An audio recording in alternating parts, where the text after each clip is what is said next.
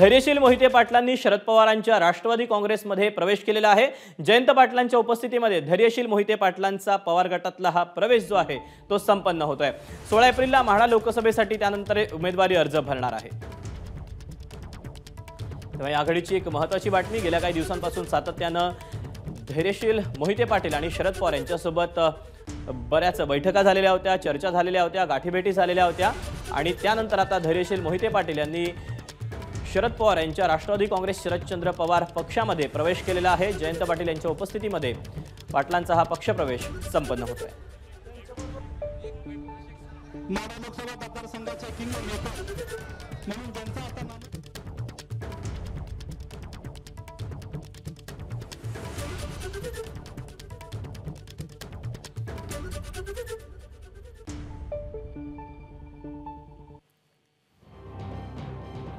दरम्यान म्हाडा लोकसभेसाठी शरद पवारांनी कशी फिल्डिंग लावली आपण त्यावर एक नजर टाकूया। धैर्यशील मोहिते पाटील हे शरद पवारांच्या राष्ट्रवादीमध्ये त्यांनी प्रवेश केलेला आहे। तर विजयसिंह मोहिते पाटील हे आता शरद पवारांना साथ देणार आहेत।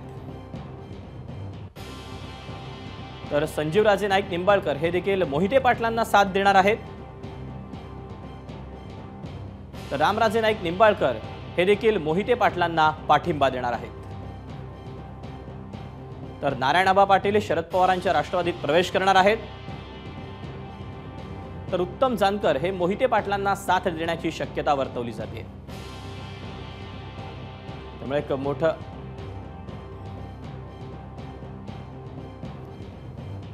दरम्यान धैर्यशील मोहिते पाटील यांचा पक्षप्रवेश सध्या संपन्न होतोय। आपण थेट सहभागी होऊया।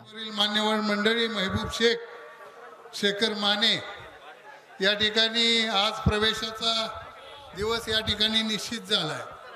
पण गेली 15 दिवस सातत्यानं या तालुक्याचा अंत बघण्याची वेळ आली होती आणि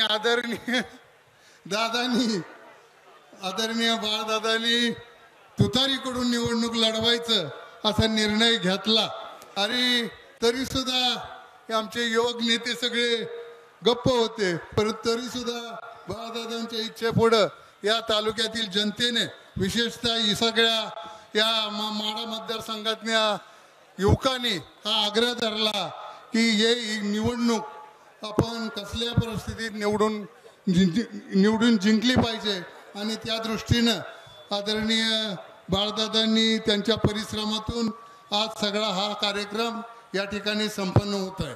मी या निमित्तानं मुद्दाम सांगू इच्छितो की लीडच्या गोष्टी केल्या जातात, परंतु माळशिरस तालुक्यामध्ये मोठं लीड या ठिकाणी मिळणारच आहे आणि आमच्या अंदाजानं हा तालुका सगळा एक झालेला आहे। 1,40,000 मताचं मताधिक्य आदरणीय दादांनी या ठिकाणी आदरणीय बाळदादांनी सांगितलंय। तसंच सगळ्याच तालुक्यातून, या माडा तालुक्यातून हे लीड निश्चितपणे आदरणीय धैर्यशील मोहिते पाटील यांना मिळणार आहे।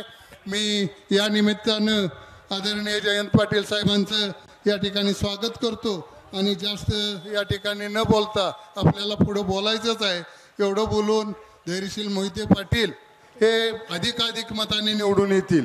या माडा मतदारसंघापुरतंच हे मर्यादित नाही, हे जयंत पाटील साहेब सुद्धा या ठिकाणी जाणतात आणि म्हणून या आसपासच्या सगळ्या मतदारसंघामध्ये त्याचा निश्चितपणे परिणाम होणार आहे। आणि एवढं बोलतो आणि या ठिकाणी महाराष्ट्रातल्या 1 नंबर लीडनं धैर्यशील भैया निवडून येतील एवढी खात्री या आपल्या निमित्तानं देतो आणि थांबतो। जय हिंद, जय भारत। एबीपी माझा, उघडा डोळे बघा नीट।